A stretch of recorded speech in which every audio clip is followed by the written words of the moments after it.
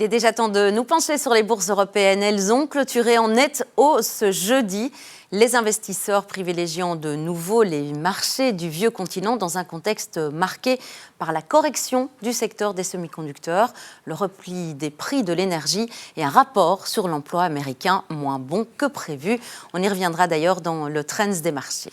Sur Euronext, Bruxelles, Aperam a bondi après la confirmation de ses prévisions pour le deuxième trimestre, le groupe tablant notamment sur une nette amélioration de son excédent brut d'exploitation. Argenix s'est également illustré et à l'opposé, Aedifica a subi une 4e séance de baisse consécutive. Nyxoah a de nouveau rechuté.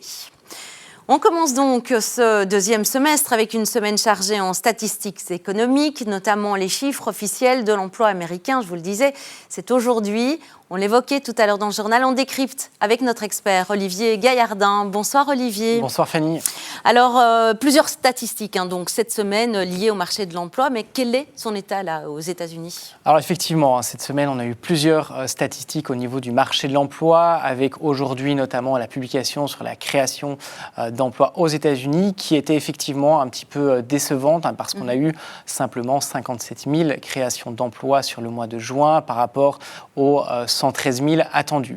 Alors, à côté de ça, cette semaine, on a eu malgré tout la publication des offres d'emploi qui, elles, étaient meilleures qu'attendues. Donc, finalement, on est sur un marché de l'emploi qui est, on va dire, en équilibre, qui reste résilient, avec un taux de chômage qui tourne autour des 4,2, 4,3%.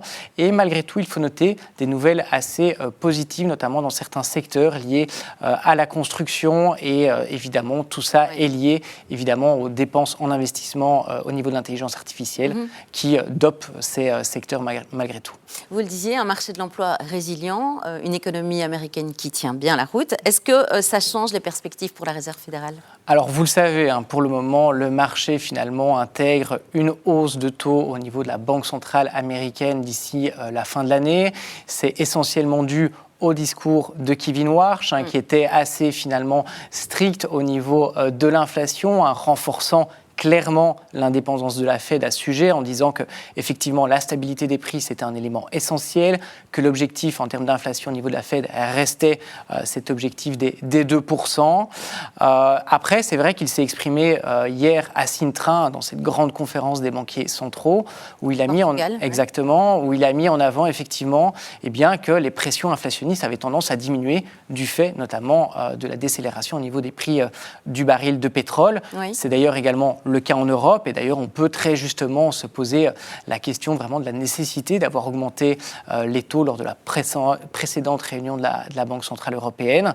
Je dirais que s'il y a un élément à regarder de près, c'est vraiment au niveau de l'intelligence artificielle et de son impact sur l'inflation. C'est intéressant Olivier, parce qu'on présente souvent justement l'intelligence artificielle comme une force plutôt désinflationniste.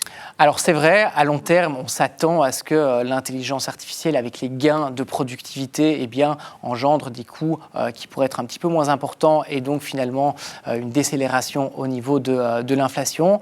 Par contre, c'est vrai qu'on voit qu'à court terme, les investissements sont tellement massifs que ça crée en fait des goulets d'étranglement, des pénuries sur certains sous-segments, que ce soit les puces ou encore les mémoires. Et ça engendre un élément, c'est que certaines entreprises sont obligées de répercuter le prix sur le consommateur. C'est le cas de Microsoft avec sa Xbox ou encore d'Apple avec ses iPhones et ses MacBooks qui nécessitent de la mémoire et donc ils sont obligés d'augmenter les prix pour conserver leur marge. On reste évidemment, et on en parle toujours, de cette intelligence artificielle. Meta, qui est la maison mère de Facebook, semblerait réfléchir justement à mettre à disposition ses capacités de calcul d'IA. Alors effectivement, c'est un petit peu la nouvelle qui a malgré tout surpris les marchés et surtout le secteur technologique.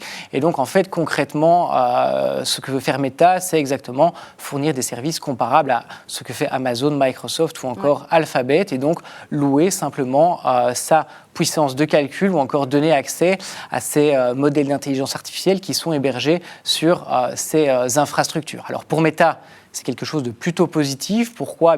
Parce que on voit que finalement, il y a une monétisation possible supplémentaire de ces fameuses dépenses en CAPEX, qui sont, il faut le rappeler, assez astronomiques depuis maintenant quelques années. Par contre, c'est vrai que quand Meta parle d'excédent de puissance de calcul, eh bien, ça fait quand même craindre au marché, finalement, que ces hyperscalers, ça a été un petit peu trop vite, un petit peu trop fort dans ces dépenses en investissement, et ça entraîne, malgré tout, de la volatilité sur ce secteur des semi-conducteurs qui a si bien performé depuis le début de l'année. Merci pour cette analyse, Olivier Gaillardin. Merci d'être passé dans ce studio et à tout bientôt. C'était le Trends des marchés du jour en ce jeudi 2 juillet. Merci de nous suivre.